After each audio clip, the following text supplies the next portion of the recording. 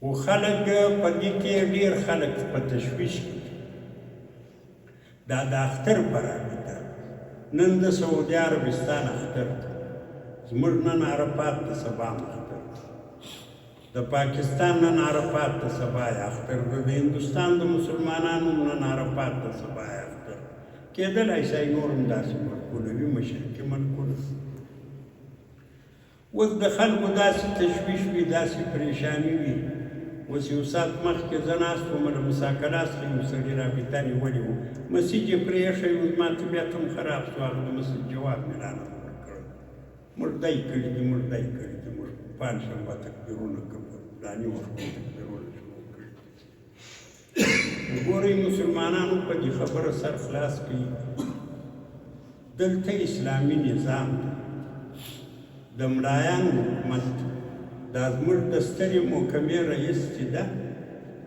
دا شیخ الحدیث ته ډېر وختونه یې د حدیثو دوره کړې مولوي عبدالحکیم صاحب ډېر دینداره سړی بیا دا مرکزي دارالافتا د کابل مفتي عبدالرؤف صاحب پکښې د غالبا هغه بیماوین یې نو رئیس رنګ بارکستور دا ډېر باجرأته سړی دی داسې مو په دې ملک کې یو خو دا داسې نظام د علماو ده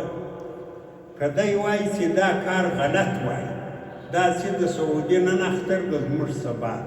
که دا د شرع خلاف یو مسله وایي نو پر دې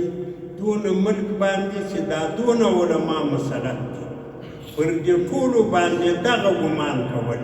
چې دا یې له پاکستان سره اتحاد وکړي دا غلط کار ډېر اخترونه تېر شو له پاکستان سره اتحاد نه شو بلکې اوس له پاکستان سره مخالفت کوي د دې نظام دا هسې تبصرېږي ما درته وویل په دې واقعه کې شیطان راغی په مجلس کې شرکت وکړي خبره یې وکړه اوس هم په دغسې عنوان شیطان درته راځي کاکا طالبان یې پر څه دي دا د اختر یې له دغه سره وکړي عرفات خو د حاجیانو د حاجیانو خو پرون عرفات نو نن بیا عرفات له کمه دا خبرې او بیا که چیرې دا ټول حکومت خدای ناخواسته غلط هم وي دا یو سیاسي پروسه نو بیا دې ملک کې باجرأته علما سته دا ټول علما چې خاموش دي دونه بېدیني و بېجرأتي هم نسته چې دا ټول علما پر دغه مسله باندې خاموش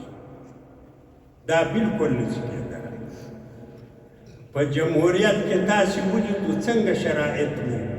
د جمهوریت پلانونه پر دغه منبر باندې موږ رد کړي دي په دغسې اعلان مو رد کړي دي که دا کار غلط وای زما دې د الله په ذات قسم یې نن به هم دا درته نن به هم دا مګر دا یو علمي مسله ده کتاب کې مسله راځي بلکې په احادیثو کې حدیث راځي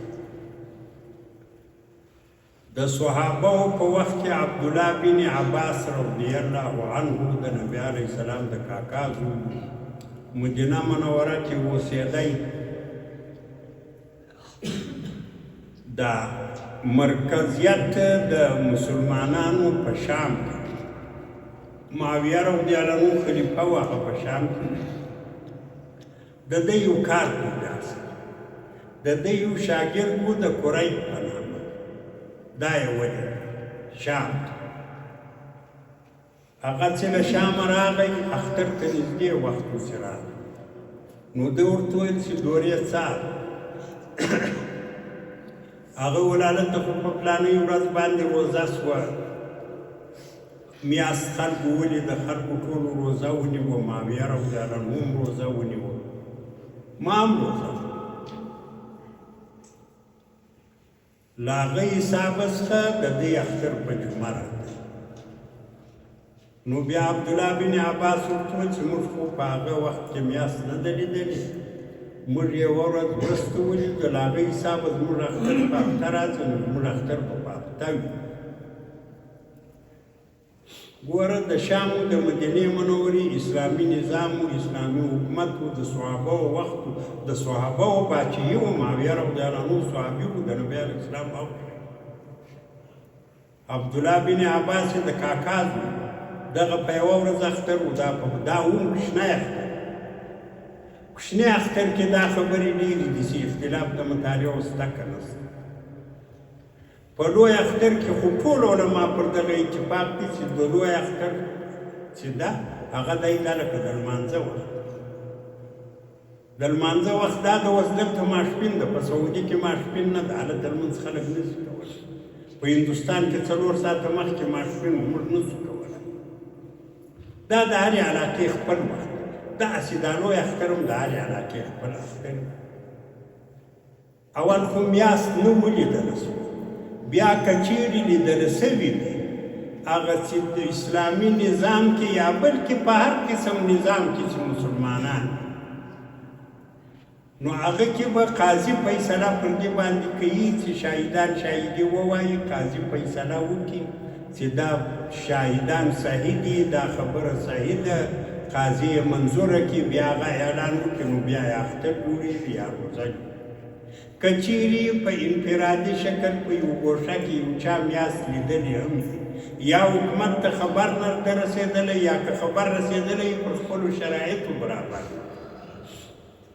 نور زموږ دغه نن ورځ عرفات ده، صحیح عرفات ده، شرعي عرفات ده، دغه ذره نقصان نشته. سبا ورځ اختر ده، صحیح اختر ده، شرعي اختر ده، دا نقصان نشته.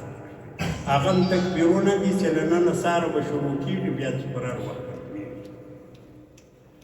نور دا خبرې مه په خپله باندې کوئ، مه په دې کې تشویش کوئ. که چیرې دغه وایي مشکل وایي،